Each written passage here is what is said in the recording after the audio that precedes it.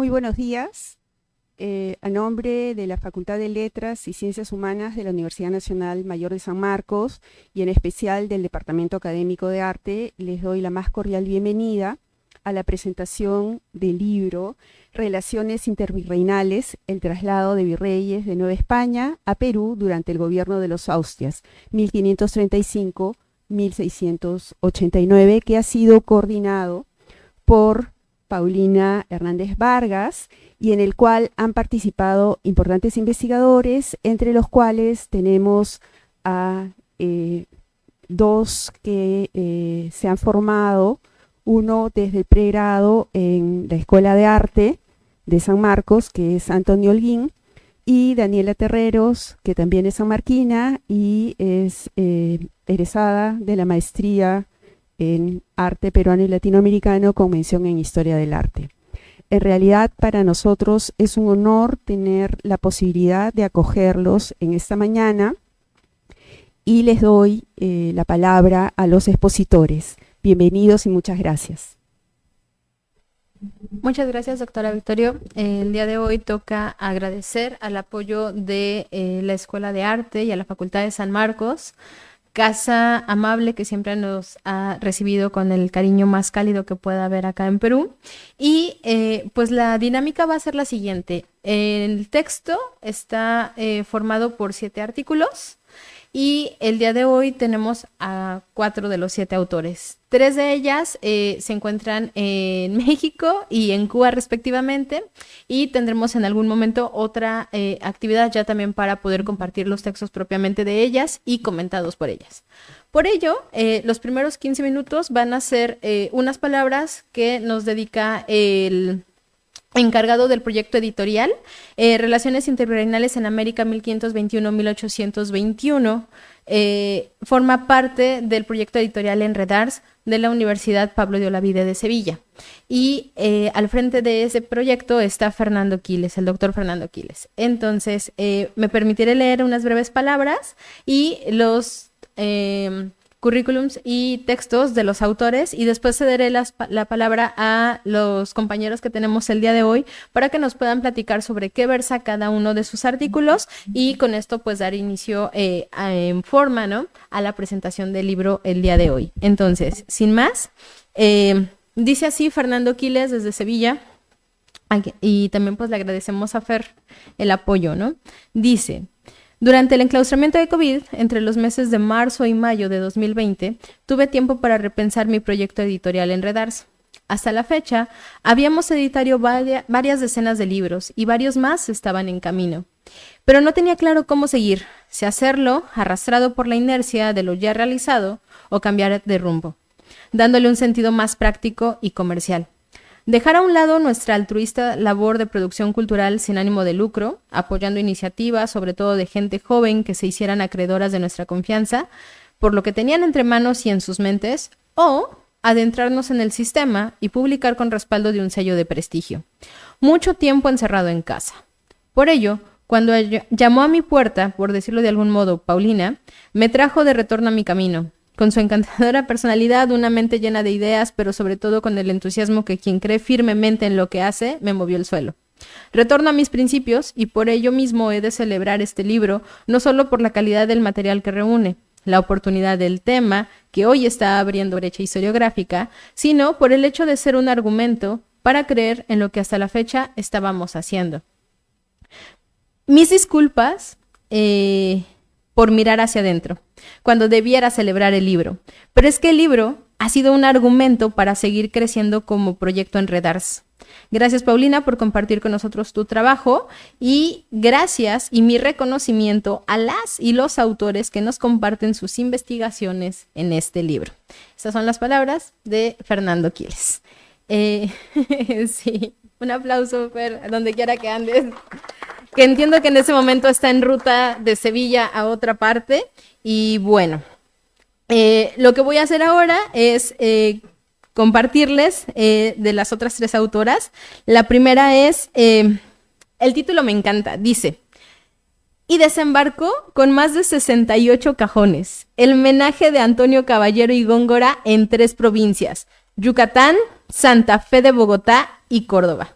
Es de la doctora Berta Pascasio Guillén, y la doctora Berta es licenciada en Psicología por la Universidad Autónoma de Ciencias y Artes del Estado de Chiapas, licenciada en Etnohistoria por la Escuela Nacional de Antropología e Historia, maestra y doctora en Historia del Arte por la Universidad Nacional Autónoma de México, y ha impartido diversas sesiones y talleres y diplomados en instituciones públicas y privadas de México, además de haber trabajado como maestra de asignatura en la Escuela Nacional de Antropología e Historia.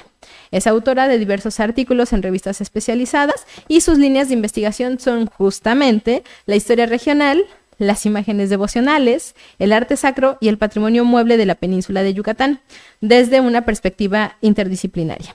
En este sentido, en este artículo, la doctora Berta nos narra la historia de la migración de bibliotecas y colecciones de arte entre el Virreinato de Nueva España al de Nueva Granada.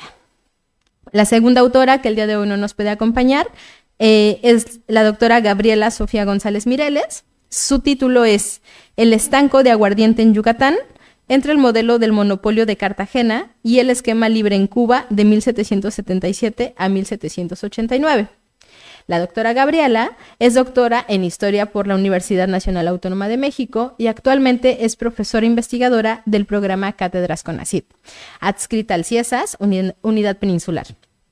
Trabaja en proyectos relacionados con la historia del comercio de los siglos XVIII y XIX y los circuitos mercantiles en la península de Yucatán en el siglo XVIII. Una de sus líneas de investigación fue la trayectoria del comerciante Thomas Murphy en el contexto del proceso de desregularización mercantil en la monarquía española, y del que ha publicado algunos trabajos. Ha elaborado en proyectos de organización archivística en el Archivo General de la Nación de México y en el Archivo Histórico del Banco de México.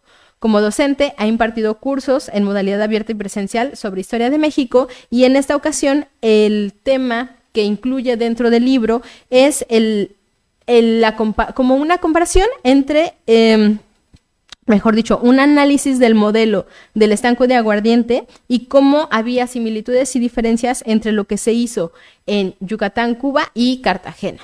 Es historia económica, pero nos ayuda a ver justamente cómo esta parte de América y la zona de los virreinatos que están en el Caribe aprendían y compartían elementos de políticas públicas y estatales dentro del desarrollo de su comercio con este tipo de estanco.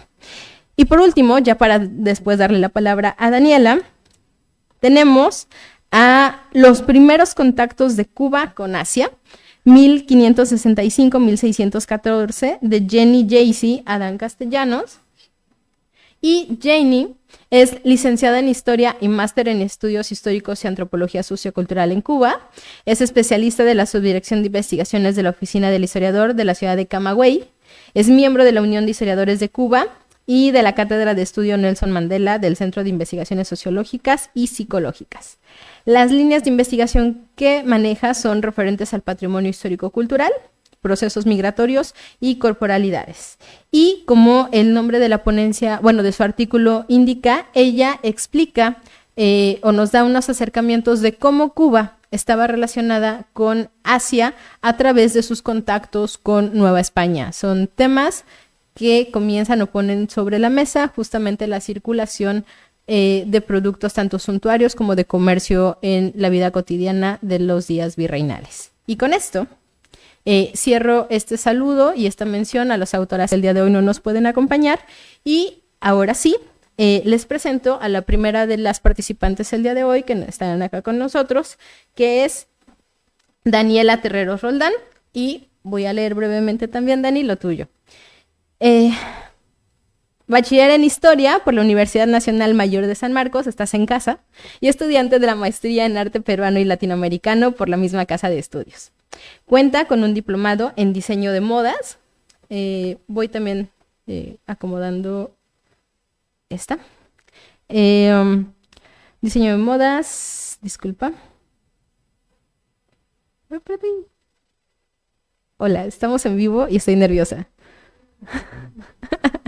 En la Universidad Americana de Europa y el programa intensivo de moda en el Centro de Altos Estudios de la Moda, CEAM. Presenta afinidad e interés por la investigación en el campo de la historia de la indumentaria femenina virreinal y de la moda limeña de inicios del siglo XX. Ha participado como ponente en diversos congresos. Entre sus publicaciones se encuentran el artículo La moda femenina en Lima, estudio interpretativo a partir de las publicaciones periódicas de la época 1919 a 1930 y el libro Historia de la indumentaria virreinal limeña en búsqueda del origen de un traje tradicional para Lima, el cual forma parte de la colección Recuperando la Memoria de Lima, con la que la Municipalidad de Lima busca contribuir en el rescate y la puesta en valor del legado cultural expresado a través de la indumentaria virreinal. Tenemos en pantalla la presentación de Dani y sí, te voy a acomodar para acá. Lo pongo así y cedo en este momento la palabra a Daniela. Gracias y bienvenida. Gracias, Paulina. Gracias a todos los presentes. A ver. Perdón, ya. Bueno, dentro de este lindo texto, a mí me pareció súper interesante mandar el artículo que se titula Textiles virreinales. Sí, creo que se desconectó.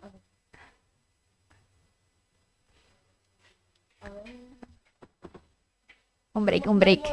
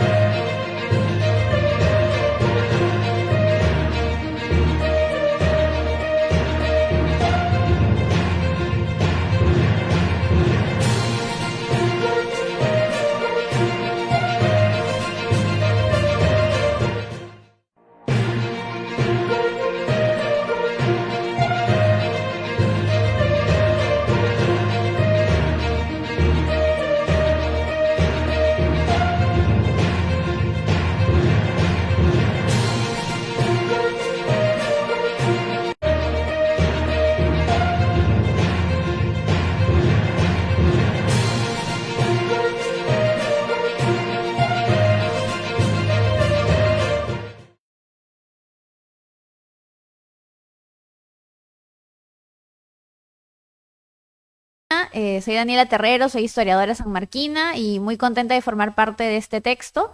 El artículo que me pareció muy interesante que pueda formar parte del libro se titula Textiles virreinales, una aproximación histórica a los textiles y tinturas en los virreinatos peruano y novohispano. ¿Cuál fue la finalidad de mi artículo?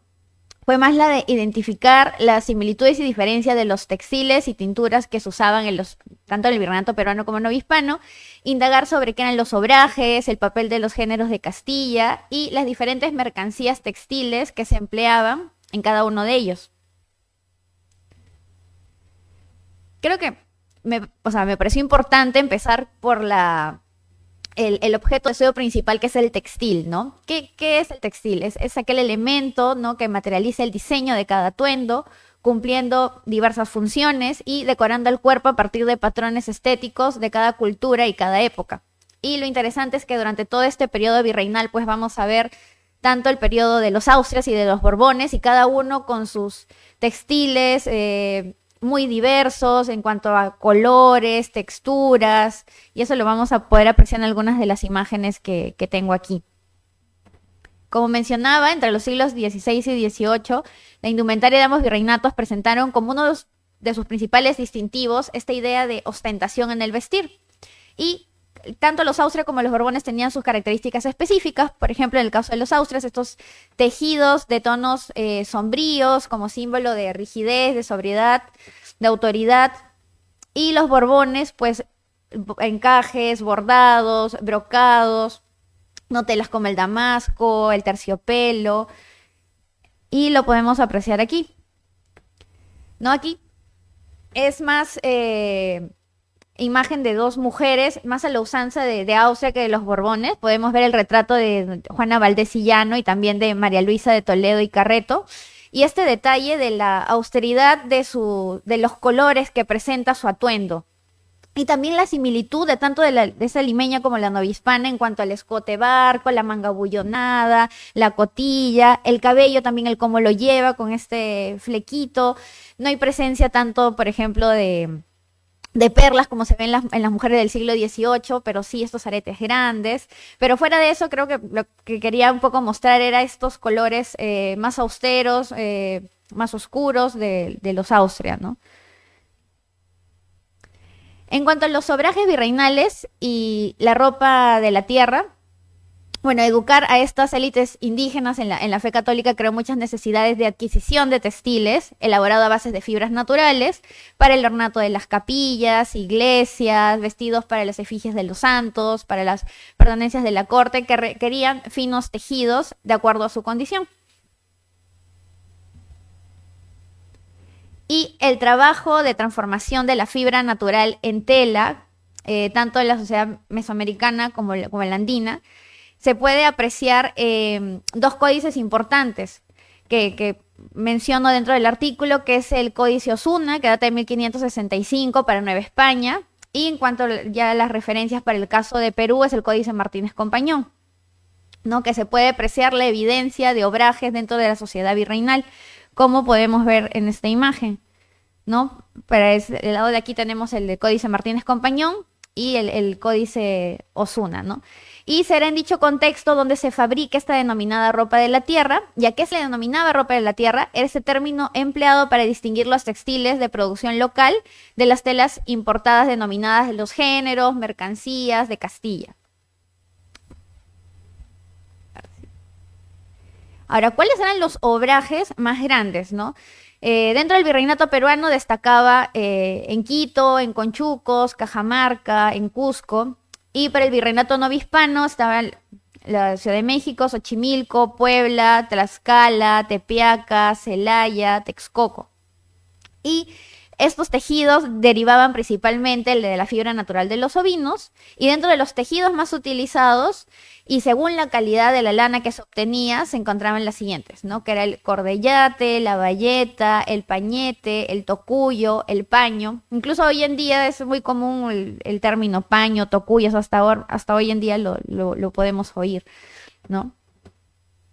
En cuanto a las materias colorantes, en Perú y en Nueva España, este lazo que estableció este mercado mundial y de los virreinatos a través de los colorantes fue bastante significativo, ya que la industria europea de aquella época pues era la textil y existía un fuerte mercado internacional para las materias primas que ésta necesitaban y principalmente pues eran las fibras textiles y los colorantes.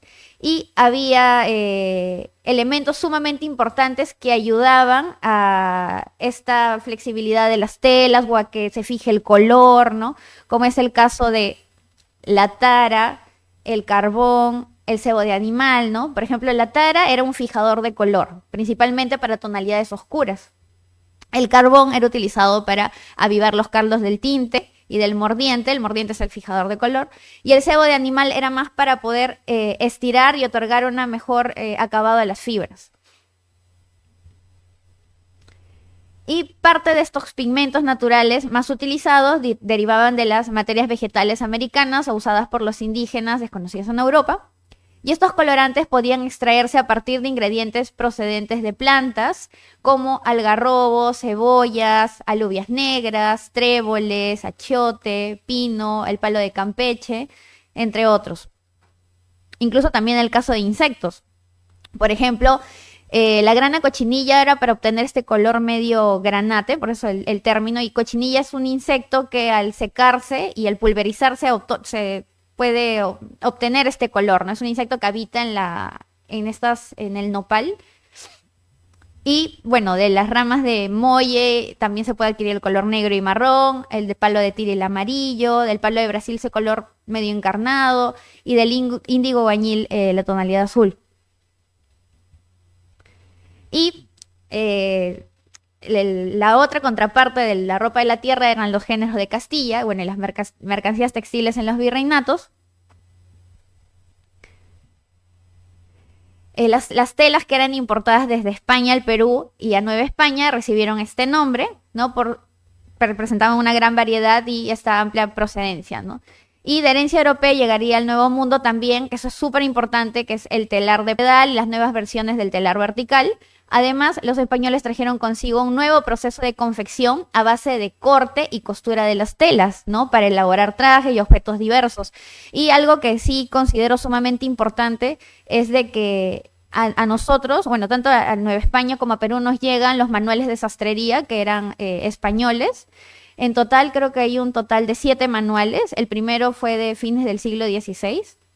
Pero en estos manuales de sastrería se pueden encontrar los patrones de muchos de los trajes de la época. Por ejemplo, cómo hacer un ferreruelo, que era como esta capita muy común por los hombres del siglo XVI, o hacer un jubón o una basquiña, y se veían cuántas varas de tela se debía utilizar, porque antes las telas se medían por varas, el procedimiento y algunas imágenes de estos patrones, ¿no? Entonces sí considero que es un factor sumamente importante y tengo la sospecha de que estos manuales llegaron aquí y a partir de ahí también se pudieron confeccionar prendas, ¿no? Y sí está igual el reto de poder saber si es que hubo tal vez un manual de sastrería propiamente, al menos del caso peruano, ¿no? Pero sí fueron muy utilizados.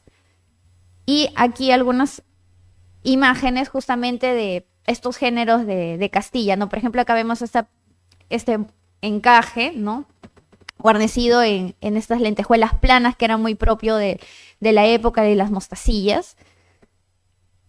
También podemos ver este tejido de esta seda brocada y, por ejemplo, esta imagen pertenece a una colección privada y, bueno, el dueño me comentó que provenía de Puebla y sí puedo dar fe de ello que proviene de Nueva España, a diferencia de Perú, porque a partir de las pinturas yo he podido visualizar de que las telas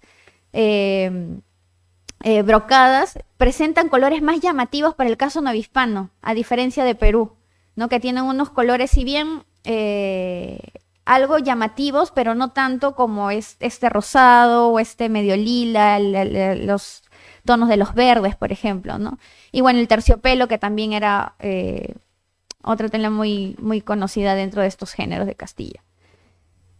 Y aquí igual 2 imágenes de 2 mujeres del siglo XVIII. Para el primer caso es del caso de Lima y de Nueva España, que podemos ver esta diferencia. Las 2 primeras imágenes que enseñé, que eran más significativas del de la Casa de Austria, y estos detalles, ¿no? Por ejemplo, ya yéndonos un poco al ámbito de la moda, que es lo que particularmente disfruto mucho de hablar, es el detalle de los accesorios, ¿no? La presencia del collar de perlas, que era muy propio de la limeña de la segunda mitad del siglo XVIII, ¿no?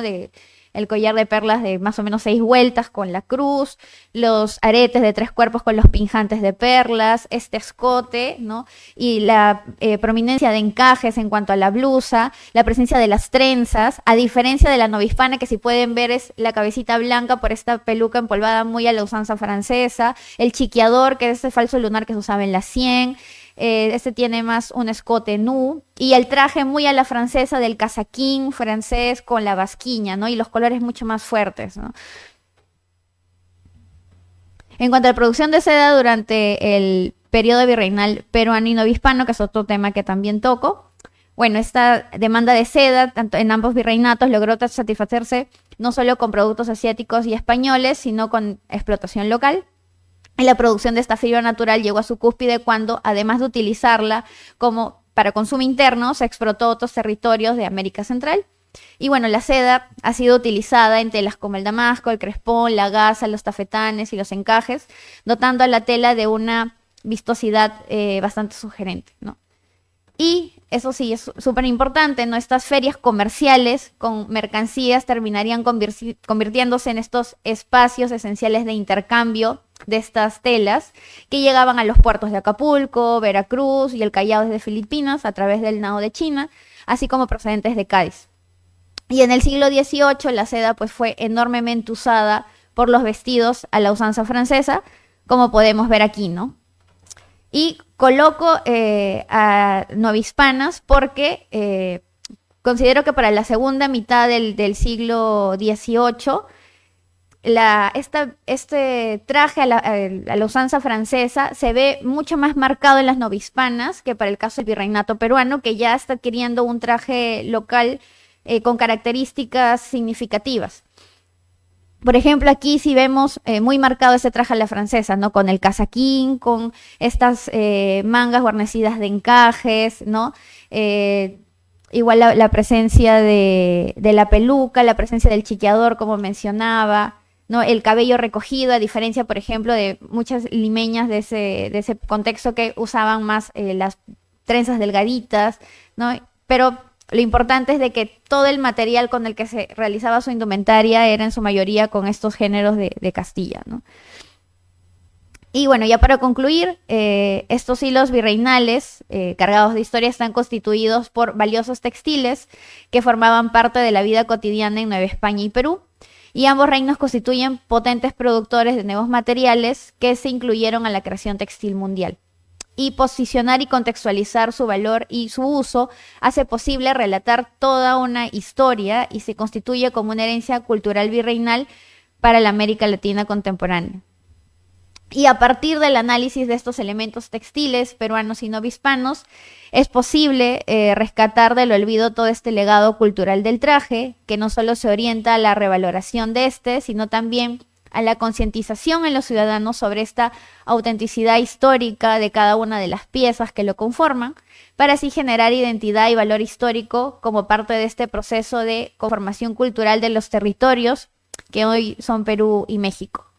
Y bueno, para concluir también agregar que, al menos desde el ámbito del textil y desde la historia del traje, que es algo que yo investigo, sí considero sumamente importante, al menos para este contexto, hacer esta investigación comparativa, ¿no? Entre el virreinato peruano, entre Nueva España y también entre la misma España peninsular, para poder ver todos esos detalles de cada una de las piezas que conforman los trajes y que obviamente también ayudan los manuscritos, como las crónicas o estos manuales de sastrería que comentaba, ¿no? Entonces están sumamente interrelacionados, como lo menciona el título de este bonito libro, ¿no? Gracias.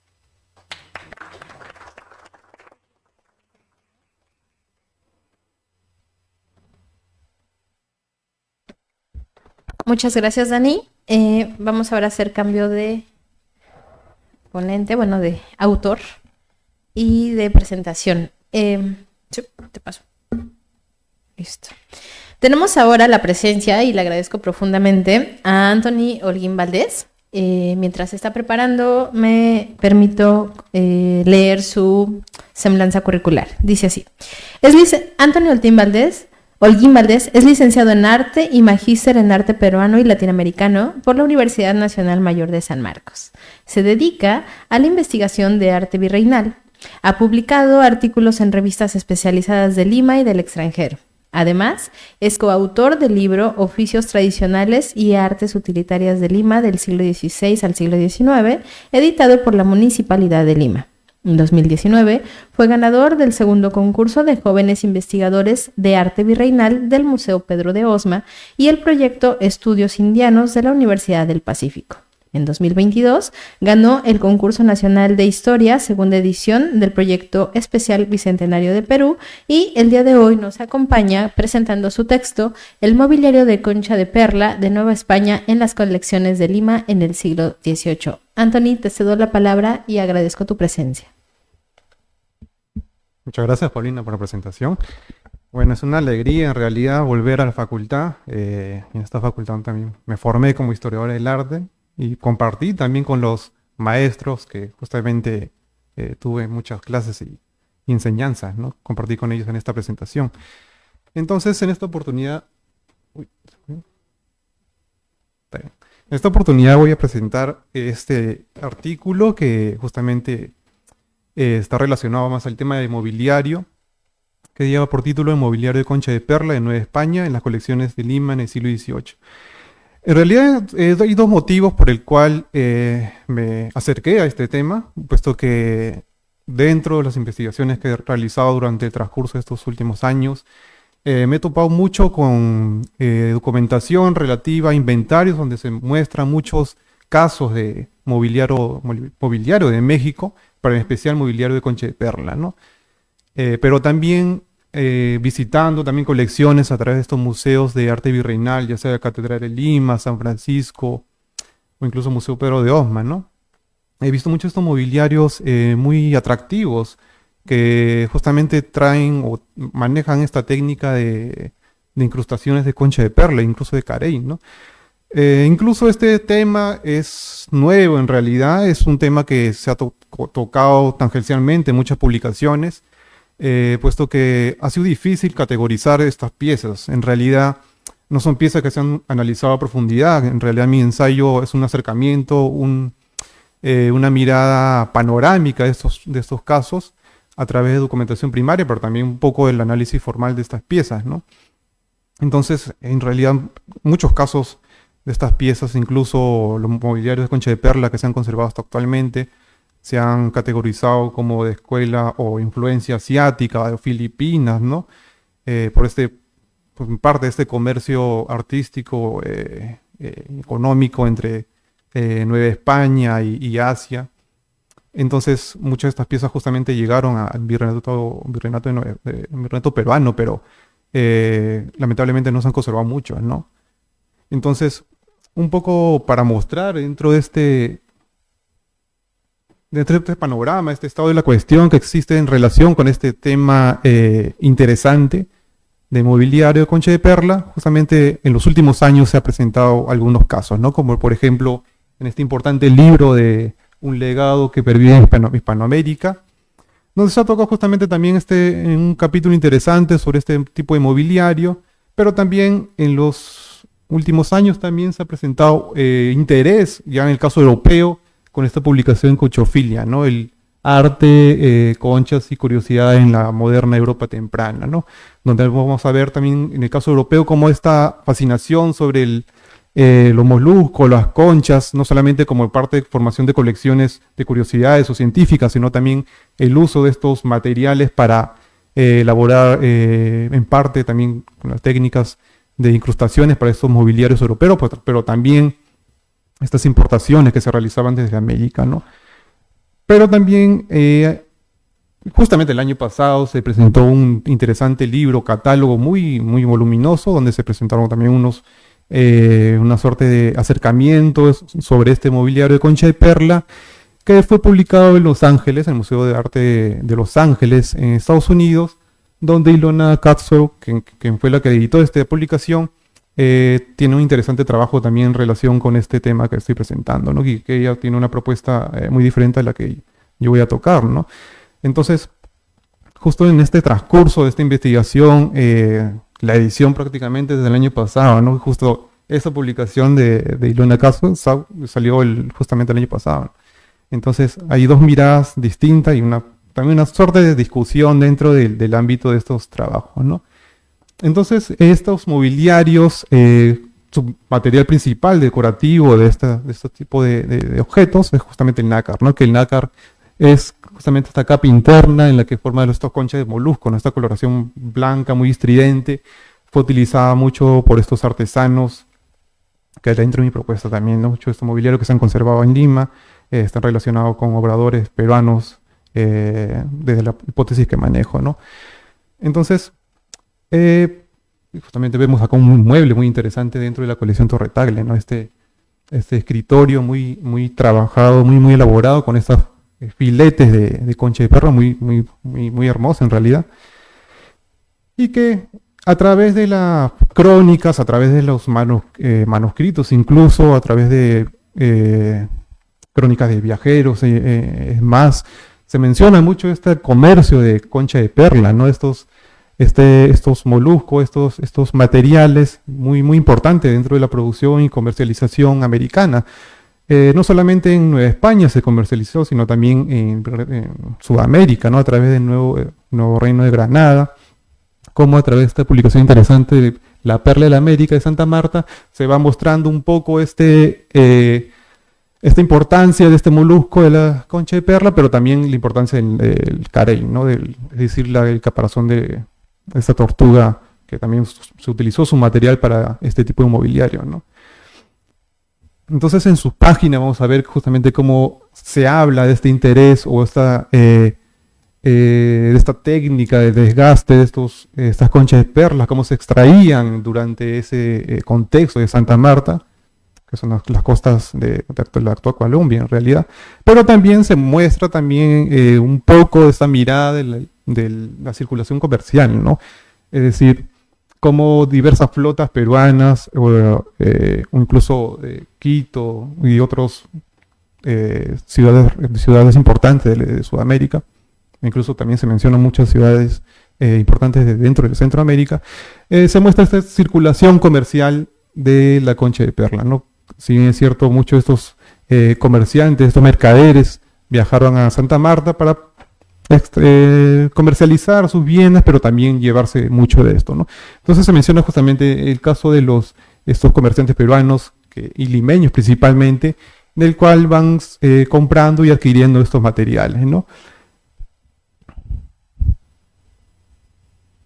Incluso en tasaciones de bienes, muchos inventarios de comerciales, de cajones de ribera, de estos puestos comerciales dentro del circundante del espacio de la Plaza Mayor, he podido ubicar justamente estos casos de concha de perla, ¿no? Es decir, la venta de concha de perla de estos materiales en bruto, ¿no? Que utilizaban, en caso peruano, muchos artesanos utilizaban este material para sus elaboraciones finales, ¿no? Esas técnicas.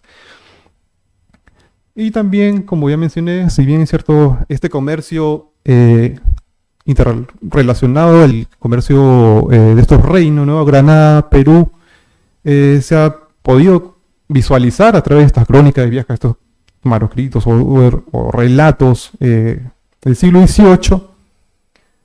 Se ha podido visualizar justamente, pero también dentro del comercio del siglo XVII, XVIII, si bien es cierto, con Nueva España hay restricciones del siglo XVIII, pero después hay una apertura, hay una ley a través de Carlos III, con esta apertura de comercio libre en 1778, va a haber también una suerte de comercialización de estos bienes o estos materiales interesantes de concha de perla, nuestro mobiliario de concha de perla, que si bien es cierto, también fue una manera de estos bienes que llegaron a través de muchos, ya sea indianos o muchos personajes administrativos que llevaban dentro de sus equipajes, pero también había estos casos de tráfico muy grande, ¿no? Estos tráficos muy grandes en el cual circulaba también muchos de estos objetos no solamente mobiliario, sino también pintura, ¿no? Va a haber justamente esta relación comercial con Nueva España y Perú muy intensa, ¿no? Entonces, dentro de esta búsqueda, dentro de los inventarios de bienes, muchas de estas personalidades de Lima, no solamente la gente aristocrática, sino también las personalidades de clase media o incluso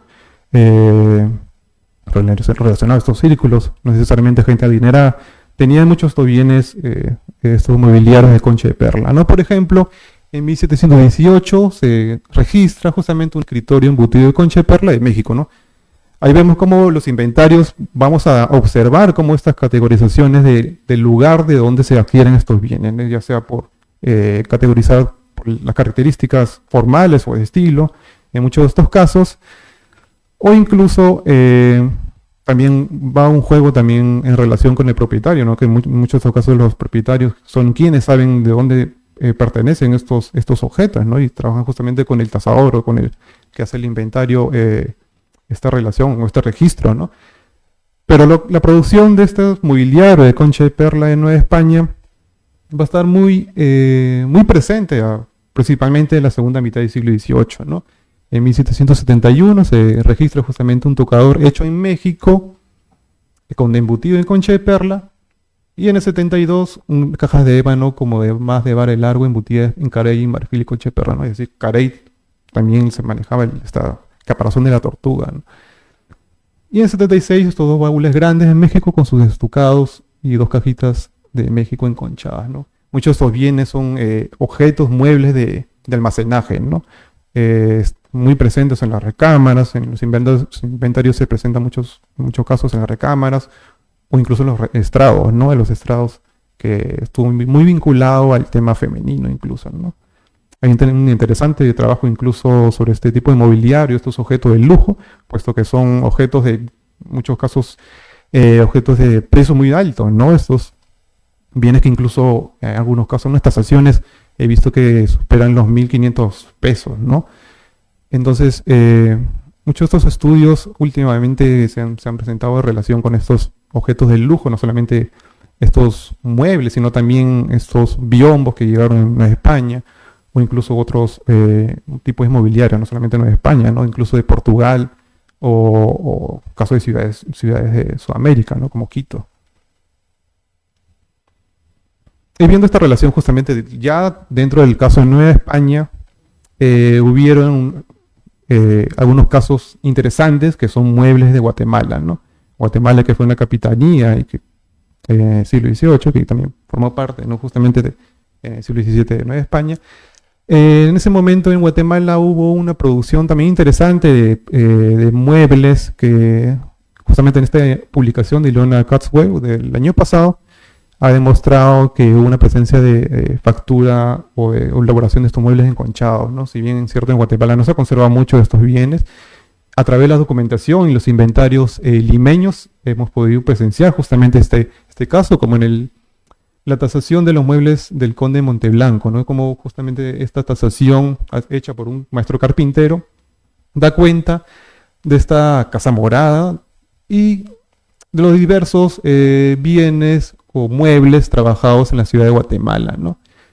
Y como vemos, la ubicación justamente de este espacio, la cuadra del estrado de la vivienda, que es muy relacionada también con el ámbito femenino incluso, se registra justamente estos dos papeleros embutidos en concha de perla y perfilados de campo de carey, como comentaba, el caparazón de estas tortugas, y guarnecidas y cantonadas de plata, ¿no? Estos muebles, incluso si bien es cierto, llegan de estas regiones, en los talleres ya de carpintería, incluso de Lima, muchas de estas incrustaciones de plata se realizan acá, ¿no? Estos materiales metálicos se los incrustan acá en Lima, ¿no? Y como vemos justamente esta tasación, mira cómo vemos que esta pieza, este tipo de pieza supera unos precios muy altos, ¿no? Estos 3.000 pesos, ¿no? Que en el siglo XVIII 3.000 pesos es unos precios muy elevados, puesto que incluso retablos de ese contexto, retablos ya sea de capillas laterales, cuestan igual que ese precio, ¿no? Como también otros objetos, como estas mesitas, estrados, que también van a estar muy presentes, que justamente están en 400 pesos, ¿no? Estos objetos más pequeños. Y para presentar un poco estos bienes, ya hemos visto el caso de Nueva España, el caso de Guatemala, que se han registrado los documentos. Si bien es cierto, en el caso de Nueva España, estos muebles de México no se han conservado o no hemos llegado a observar o cotejar dentro de estas colecciones. Muchas de estas piezas es concha de perlas y que dentro también del trabajo, que es una propuesta interesante, que estos muebles que presento son al parecer de obradores peruanos, ¿no? Que tienen mucha relación justamente con este diálogo de las técnicas manejadas tanto en Nueva España como en Guatemala, pero también que tuvo una influencia muy sólida en el relato peruano, ¿no? Puesto que estos bienes, prácticamente estos objetos, estos muebles de concha de perlas, muchos están en colecciones de Lima, ¿no? Principalmente. Alrededor he contabilizado de 60, 65 muebles de concha de perlas, ¿no? Pero también había en otras regiones, ¿no? No solamente en Lima. Por ejemplo, en este mueble, este frontal de altar, que ahora está conservado en el Museo de Oro de Calzón, ¿no? En la Capilla del Carmen, si no me equivoco, que es un interesante objeto manufacturado justamente con la concha de perla, con estos motivos florales que tienen mucha relación o influencia de estos temas floridos o follajería asiática, ¿no? O también estos atriles que también están conservados muchos en estos museos religiosos, que tienen estas incrustaciones de concha de perla, por ejemplo, en este caso de una colección privada, prácticamente elaborado solamente en concha de perla, ¿no? O esta combinación justamente dual, la concha de perla con el carey, ¿no? Muchas veces el diseño, estos motivos y filetes de este material era el que formaba justamente el patrón, ¿no? Y el carey funcionaba como una manera de fondo dentro de esta conjunción o esta elaboración, ¿no? Pero también hacían obras magníficas o más grandes, ¿no? Como este gabinete o mostrador, que perteneció a la familia Torretagle, que ahora está en una colección de un museo americano, que también vemos esta preponderancia o este interés de elaborar con esta técnica muy atiborrada en la composición, ¿no? El concha de perla y el carey, no solamente por su exterior, sino también por su interior. No solamente este tipo de muebles están en extranjero, sino que en el Museo Pedro Osma es un espacio importante porque conserva muchos muebles de concha de perla y justo este tipo de gabinete y unas relaciones también con uno de los muebles de Pedro Osma que tiene relación formal, ¿no? O estas cajitas, como ya se mencionaba en los inventarios, estas cajitas pequeñas o estos mostradores que utilizaban las mujeres, no solamente para guardar joyas, sino también para guardar incluso cartas u otros objetos de menor tamaño, ¿no? Pero en Lima no solamente, como dije, si bien es cierto, hay una acumulación de estos objetos, he visto también casos que están estos tipos de muebles enconchados en otras ciudades, ¿no? Como este caso particular que se conserva en el Museo Inca de Cusco, ¿no? En Cusco también he visto a través de inventarios que hay una presencia importante en el siglo XVIII de muebles enconchados, ¿no? Se muestra a través de inventarios posiblemente relacionados con estos muebles. Y solamente en el Museo Inca de Cusco he podido visualizar estos gaveteros, son muebles de almacenaje, que presentan justamente la mesa y este mueble de almacenaje, ¿no? Como este, son dos de la misma tipología, de las mismas formas, de las mismas patrones ornamentales, y que en muchos casos estos gaveteros presentan incrustadas en la parte central unas láminas o unas pinturitas, ¿no? Unas pinturas ya sean sobre soporte de cobre o incluso algunos sobre soporte de vidrio, ¿no? Una pintura sobre vidrio reverso, ¿no? Que también pinturas relacionadas a temas religiosos, son muchos de estos casos, ¿no? Entonces, como hemos visto, estos muebles enconchados interesantes no solamente están en Lima, sino también en Cusco, pero también hay algunos muebles de esta tipología en México, ¿no? O incluso en Madrid, en España, ¿no? Con esta suerte de no comercio, sino circulación de bienes en esta suerte de tornaviaje de estos indianos que volvieron a España y muchos de sus muebles de esta tipología y se lo llevaron a España, ¿no? Entonces estos patrones, como yo comenté, son patrones, estos motivos floridos que están relacionados mucho con el motivo mogol indio, pero también hay motivos asiáticos con esta suerte de flores diminutas, mucho en los juegos de las curvas, las figuras circulares en ondulaciones, que van a estar presentes mucho en estos muebles y que todas tienen mucha una relación, una interacción muy interesante, puesto que pensamos que se realizaron a través de un solo taller, ¿no? Pero también hay una búsqueda o una necesidad de una investigación más amplia, ¿no? Para saber qué talleres hacían este tipo de muebles, ¿no?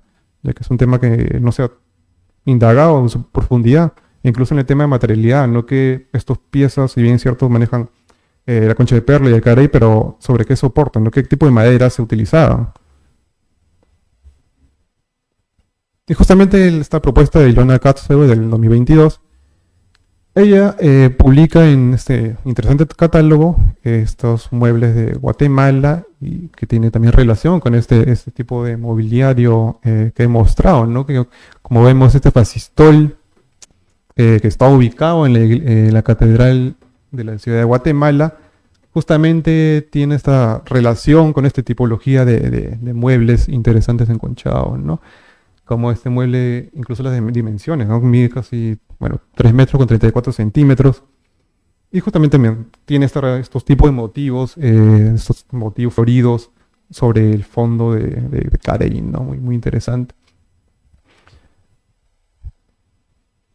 Y como mencionaba, estos motivos floridos, estas flores estilizadas, mucho influenciadas por el tema asiático, de dónde se conseguían, ¿no? Muchos, los talleres o los oradores que realizaban este tipo de obras posiblemente tenían influencia a través del mobiliario asiático, puesto que el mobiliario asiático llegó a América, ¿no?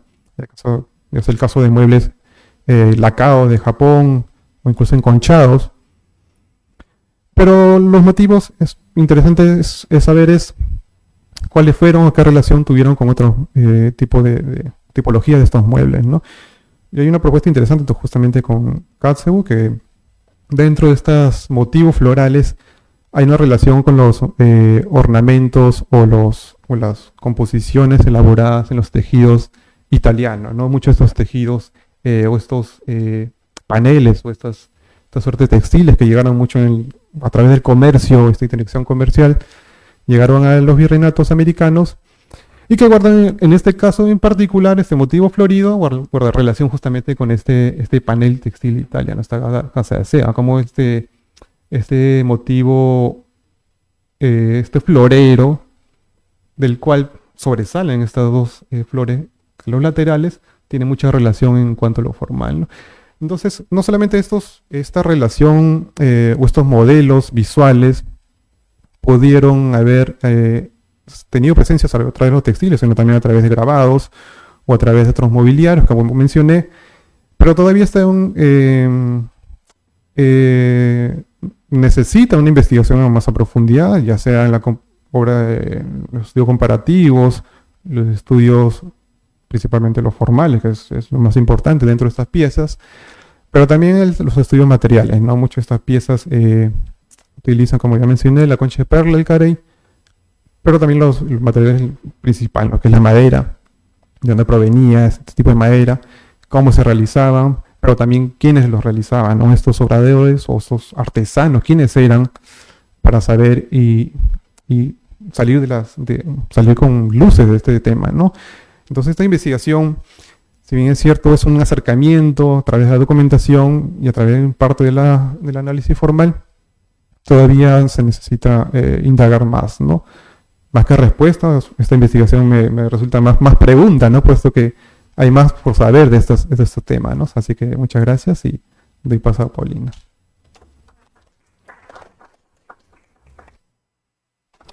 Muchas gracias, Anthony. Y vamos con el siguiente de los autores. Jen, te vas a cambiar, ¿cierto? Ok. igual. Si quieren, vamos cerrando PowerPoints y vamos dejando ya nada más los que nos restan. Quedamos Gian y yo. Me permito leer la semblanza curricular de Jean Christian Eguavil. Es licenciado en Filosofía. Ha disertado la tesis de grado sobre la lógica y epistemología del pensador escolástico Juan Duns Scoto. Es magíster en Historia por la Pontificia Universidad Católica del Perú. Se ha especializado en Historia de la Filosofía Americana y entre sus últimas publicaciones destacan From the Anti-Medievalism of the 18th and 19th Centuries to the New Medievalism of the 21st Century in Peruvian Philosophical Thought, a Historiographical Review, publicado en la revista Signum, Brasil. Y, gracias, Jan, me estás haciendo practicar. Medievalism, Philosophers and Medievalists in 21st Century in Peru, From the Forgotten Image to the New Perspective. De próxima publicación para la colección Triben Publishing a cargo del Dr. Carl Christian Alvestad de la University of Southeastern Norway. Se volvió a ir la imagen si nos ayudan en cabina, por favor. Gracias. Es la segunda falla técnica, es la muestra de que seguimos en vivo, pero vamos bien, ¿no?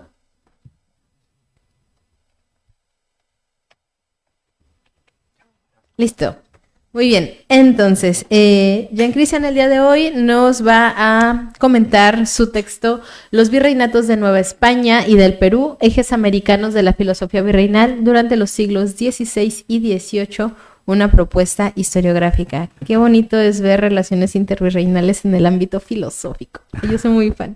Pero bueno, adelante, Jean Christian, te cedo la palabra. Muchísimas gracias. Quiero aprovechar para agradecer públicamente a Paulina por haberme dado esta oportunidad de poder publicar trabajos que se vienen ya realizando hace un buen tiempo. Para el caso peruano, por ejemplo, estudiar el proceso de producción filosófica en el virreinato, durante el virreinato, ¿no? Precisamente en ese contexto es que mi presentación, o mejor dicho, mi estudio se va a concentrar. ¿Qué es lo que yo propongo en este artículo, o en este capítulo? Una lectura alternativa al pensamiento filosófico americano. ¿Por qué digo alternativa? Por una razón bien importante. Se ha leído siempre la historia de la filosofía desarrollada en América como una continuación de la escolástica europea, ¿no? Se ha leído, se ha visto bajo esos patrones historiográficos la historia del pensamiento americano. Y el efecto de eso es tergiversar, digamos, tener una mirada bastante condicionada. Entonces tratamos de ver en el periodo americano una edad clásica como los griegos, después vemos la Edad Media y vamos a tratar de ver una época moderna, y etcétera, ¿verdad? No podemos aproximarnos de ese modo, es un tema bastante complejo. Pero, digamos, en ese sentido soy bastante ocamista, es decir, hay que cortar, no hay que multiplicar innecesariamente el problema, sino hay que buscar la solución. En este sentido, lo que yo propongo es una lectura alternativa a la historia del pensamiento filosófico desarrollado en América. Para ello es fundamental organizar una propuesta historiográfica que contenga básicamente dos ejes importantes. El primero, explicar que tanto en Nueva España como en el Perú hubo una continuidad, definitivamente sí. Nada surge de la nada, eso es evidente. O sea, la filosofía que se hizo en América definitivamente proviene de la escolástica, no lo vamos a negar. Pero obviamente no necesariamente la escolástica, porque está España también, está Salamanca, hay mucho agua bajo el río, o mucha agua bajo el puente. Entonces, hay una continuidad, eso sí. Y también hay un carácter de propiedad. ¿A qué me refiero carácter de propiedad? Tanto en Nueva España como en el Perú sí se hizo filosofía original, genuina, sí se hizo. ¿Por qué? ¿A partir de qué? definitivamente a partir de las condiciones sociales y políticas que vivieron ambos virreinatos. Los filósofos, definitivamente para producir sus esquemas teóricos, lo hacen a partir de la realidad en la que viven. Ningún filósofo va a pensar desde desconectado de la realidad, eso es evidente. Creo que nadie, ¿no? Eso es evidente. A partir de allí hay un segundo punto que propongo en el artículo, que es proponer una lectura de la historia de la filosofía en América. Esta propuesta todavía, hasta cuando terminé de escribir el artículo, ya estaba convencido de que debía llamarse filosofía virreinal. A grandes rasgos, el siglo XVI y el siglo XVII se comprenden dos predominancias interesantes entre Nueva España y el Perú, teniendo en cuenta que ambos virreinatos, sus filósofos, sí se leían. Sí, había un intercambio de lectura, había una interrelación entre ambos virreinatos, eso es evidente. En el siglo XVI la predominancia o el protagonismo en todo caso lo tuvo Nueva España. Encontré el famoso debate entre el célebre debate Bartolomé de las Casas y Ginés de Sepúlveda va a marcar este punto característico al cual denominó el problema antropológico. En el Perú se leyó a Bartolomé, se leyó a Ginés, se leyeron a los novohispanos. Había mucha relación, había mucho intercambio de información.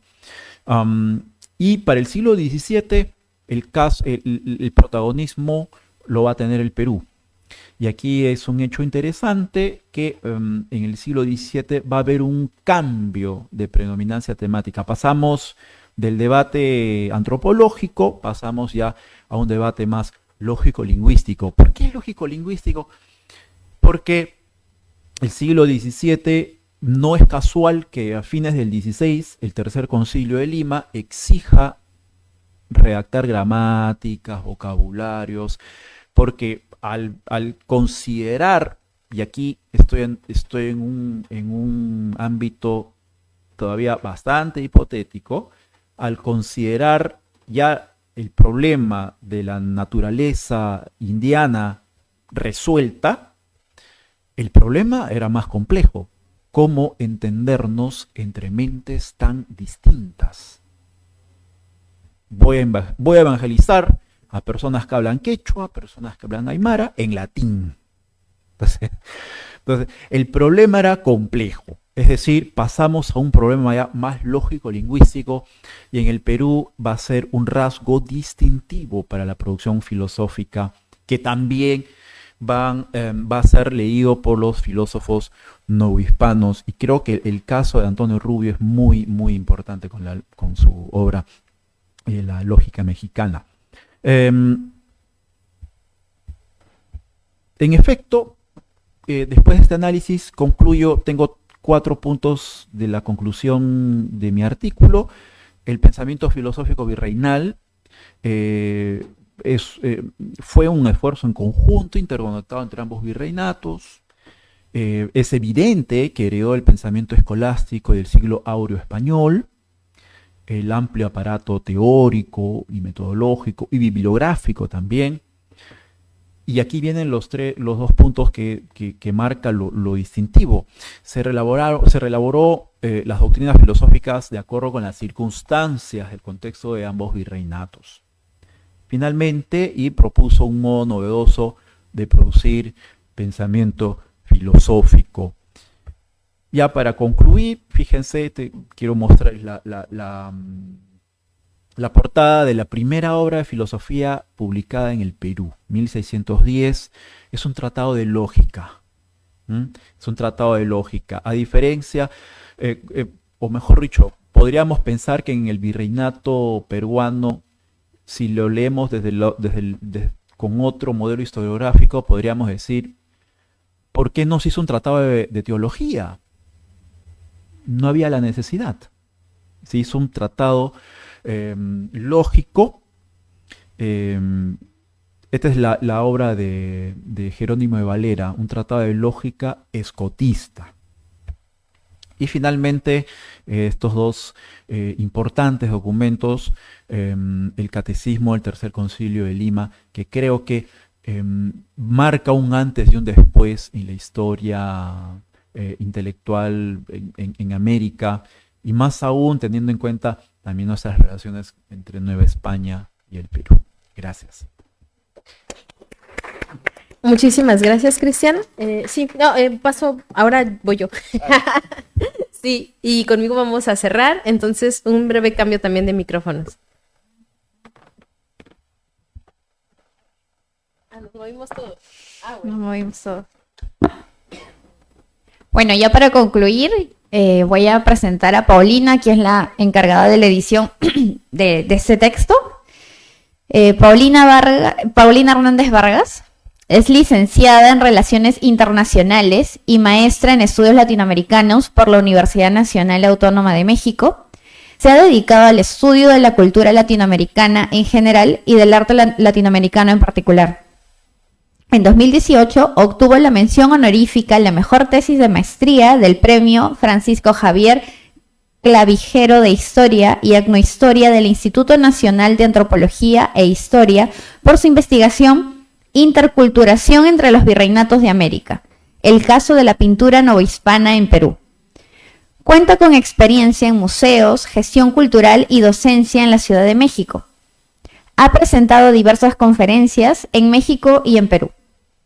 Desde el 2021 colabora con el Instituto de Investigación en Arte y Cultura Visual Andina.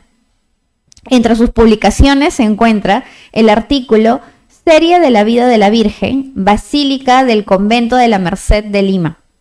Sus principales líneas de investigación son las relaciones culturales entre los virreinatos de América y el estudio de la identidad en el arte latinoamericano virreinal y del siglo XIX. Actualmente se encuentra realizando el doctorado en estudios latinoamericanos. Adelante, Paulina, te doy el pase. Yay. Muchas gracias, Dani. Bueno, pues yo sé que ha sido larga la presentación. La idea es dar como ideas generales de los artículos que estamos proponiendo, porque son diferentes facetas que se viven dentro de las relaciones intervirreinales en América. El mío, o mi artículo que yo incluyo dentro de este texto, de este libro, se centra específicamente sobre el traslado de virreyes de Nueva España a Perú durante el gobierno de los Austrias. Es en ese periodo porque después ya no hubo. Hubo uno a la inversa durante el periodo Borbón, pero sobre todo hubo traslado de autoridades durante el gobierno de los Austrias. Para explicarlo o darles una introducción de manera general, yo dividí el artículo en 4 elementos centrales y también quiero hacer como una acotación porque dentro del libro no nada más van a tener acceso a estos artículos, sino cada uno de los aquí presentes hemos hecho trabajo de archivo que permite dar pistas a los nuevos investigadores que estén interesados en este tema de a dónde dirigirse. Yo sé que hay algunos que están en línea y algunos que andan por acá que están justamente buscando pistas, ¿no? Sobre estos documentos y estas relaciones que existen entre los reinos. Nosotros empezamos ya el trabajo de archivo y falta muchísimo por hacer, así que pues invito, ¿no?, a socializar el conocimiento. Este libro es una publicación digital. Estamos buscando quien lo pueda hacer un tiraje físico, pero está de libre acceso. ¿Por qué? Porque estamos haciendo investigación por nuestra región y para el conocimiento de nuestra región. Y eso nos tiene que ayudar a resolver también problemas actuales. No nada más se hace historia en vacuo. Así que, dicho esto, los puntos centrales de mi artículo son los siguientes. Primero presento un panorama general de las relaciones intervirreinales. ¿Qué son? ¿En qué paradigma lo estoy situando? ¿Y cuál es el marco que va a tener? Y lo único que me voy a permitir leer, promesa, dentro de la presentación es lo siguiente. Ya después no va a haber tantas letras, lo prometo. Dice: por relaciones intervirreinales se entienden aquellos flujos vínculos, comunicaciones, traslados e interacciones que existieron entre individuos y colectividades humanas de naturaleza civil, eclesiástica o administrativa de los virreinatos gobernados por la monarquía hispana entre los siglos XVI y XIX. Así como, y esto es bien importante porque ya lo vimos con un vestido poblano en una colección limeña, con los muebles de concha que nos estuvo hablando Anthony, o con los textos que se produjeron en Nueva España y que se leían en Perú y viceversa, ¿no? Sigo leyendo. Dice, como las influencias culturales que resultaron de estas interacciones. Estas incluyen, principal pero no exclusivamente, las referentes a la correspondencia, ordenanzas de gobierno y tránsito de autoridades civiles y religiosas, el comercio, sus actores y regulaciones, los habitantes, familias y redes que se gestaron y movilizaron, las manifestaciones artísticas y académicas, así como las tradiciones, ritos y devociones que circularon entre los virreinatos de América. Yo me sitúo ahí. Mi texto plantea esto. Estas son las relaciones intervirreinales. Si se dan cuenta, es un mundo. Y nos falta mucho por conocer cómo nos conectamos entre nosotros en la época virreinal. El segundo punto, que es el proceso de instauración y consolidación de los virreinatos, ya tiene que ver más con un marco político y comercial entre los reinos. Un poco ya lo había mencionado también Anthony. Y yo sé que también hay varios investigadores que nos sirve este marco, porque hubo 3 momentos principales de relaciones entre los reinos. Un momento de libertad total y absoluta de comercio, que fue desde las primeras naves que mandó Cortés, Hernán Cortés, en 1534, hacia 1629 y 34, que fueron prácticamente 100 años de un comercio libre. Se comerciaba todo. Después se dieron cuenta que era perjudicial para ciertos intereses de la península y entonces nos lo restringieron. El segundo momento, que es el de restricción, que va de 1634, que fue el no obligatorio de la corona, hacia 1774 y 79, cuando se fue liberando de manera gradual este comercio. Y ojo acá, porque no es que no tuviéramos comercio, lo que pasa es que se hizo ilegal. Había tráfico ilegal. Pero sí es importante el manejo de estas temporalidades, porque los documentos van a disminuir en estos años. O sea, no es que no lleguen cosas, es que ya va a ser más difícil poder rastrearlas históricamente, ¿no? Y lo último, o el último periodo, que ya es un proceso de nuevamente una liberación del comercio y tránsito de gente, autoridades, etcétera, de 1774 a 1821, que es el momento de las independencias, ¿no? Y sobre todo 21, porque es cuando en México se declara la independencia como tal. Ahí ya somos república. Acá en Perú entiendo que hay unos añitos, ¿no?, en lo que se consolida esta etapa, pero a final de cuentas estos son los 3 grandes siglos, o los 3 grandes momentos en los que se establecen estas relaciones interreinales. 2 elementos acá me gustaría también hacer énfasis. Uno es la Armada del Sur, que fue fundamental para no nada más la protección del tesoro que se mandaba a España, sino el traslado de virreyes, o sea, para el propio traslado de los virreyes. El siguiente punto, que son este conjunto de reglas creadas por la corona para las comunicaciones y traslados entre los territorios americanos, es decir, de jure, ¿no?, lo que se decía y se escribía, aparece en mi artículo como un conjunto de regulaciones que va a variar desde 1550 hasta 1629, 1770 y algo, porque en realidad este cuerpo jurídico se fue haciendo sobre la marcha. O sea, los primeros virreyes se trasladaron como pudieron, con su propio dinero, consiguiendo barcos. O sea, no había una línea jurídica de parte de la corona que dijera, ok, este virrey se le va a otorgar este dinero, se va a mover de esta manera, lo va a proteger, ¿no?, al representante del rey en el mar, ¿no?, para defenderlo de corsarios, una armada, no había eso. Entonces, conforme se fueron trasladando los diferentes virreyes, se fue generando esto. Dejo aquí un mapita muy esquemático, nada más para que vean el tipo de rutas que tenían que hacer, porque hoy hacemos 4 horas y media, 5 horas en avión. No pasa nada. Pero en ese entonces, ir contra las corrientes era dificilísimo. O sea, para venir tenías que salir en cierto momento específico y podías hacer de 2 a 4 meses si te iba bien de Nueva España a Perú. Pero si no, si te tocaba justo el momento en el que el clima cambiaba, las corrientes se ponían en tu contra, podías hacer hasta 8 meses en llegar acá. Y eso es demasiado tiempo. O sea, hubo virreyes que llegaron a morirse, literalmente, a Perú, y que le decían al rey, por favor, majestad, no me mandes, que yo ya estoy viejo, enfermo. Y el rey le decía, no, te estoy mandando. Y entonces, pues, venían y llegaban y pobrecitos, o sea, se desgastaban mucho en el viaje. Y bueno, ya esas historias ya las leerán en el artículo. No es que sean divertidas, es que son muy como...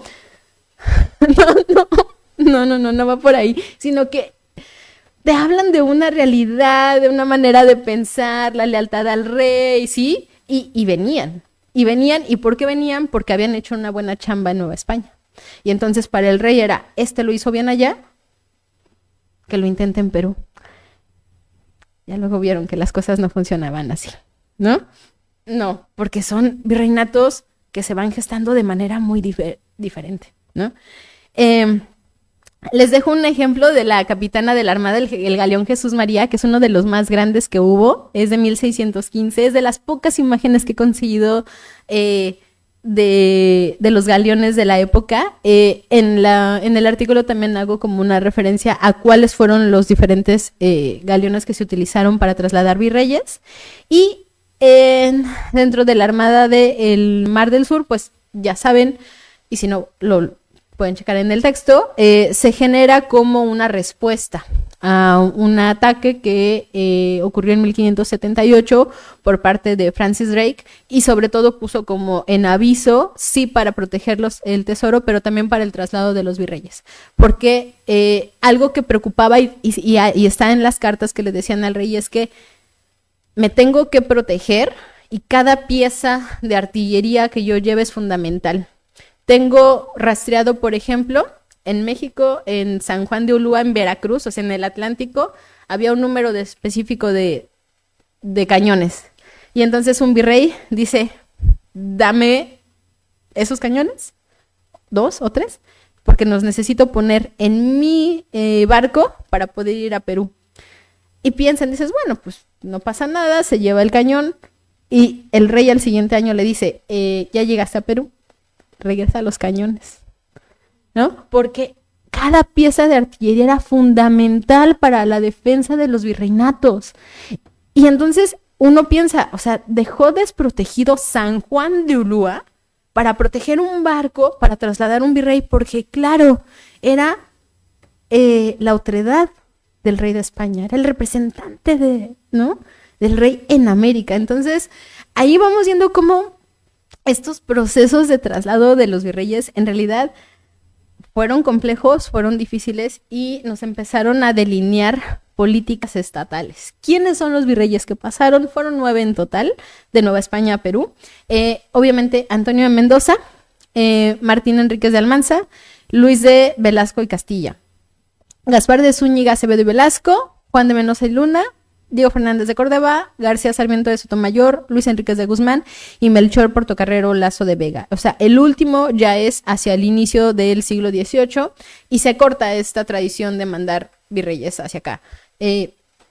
Mucho tiene que ver las nuevas lógicas y dinámicas de gobierno que traían los Borbones y que pues estaban, digamos, profesionalizando su servicio público, y los virreyes traían como una nueva dinámica para gobernar. Estos eran de los hombres más leales que existían al rey, los que están aquí. Y por eso los mandaron no nada más a Nueva España, sino a Perú. Y el que más la sufrió, bueno, los dos que más la sufrieron fueron Antonio de Mendoza y Martín Enríquez de Almanza. Lean el artículo, ahí van a ver sus pobres historias. Y con esto llego en realidad al fin de mi texto. porque al final ya ahí lo que incluyo es la información existente sobre el traslado efectivo de virreyes y sus cortes entre Nueva España y Perú. Y acá también voy a hacer una acotación a manera de excusa, porque nosotros hicimos este libro en pandemia. Con las palabras que les leí de Fernando Quiles, se dan cuenta que la comunicación con Sevilla comenzó entre marzo y mayo de 2020 y el libro por fin se pudo sacar a inicios de 2023.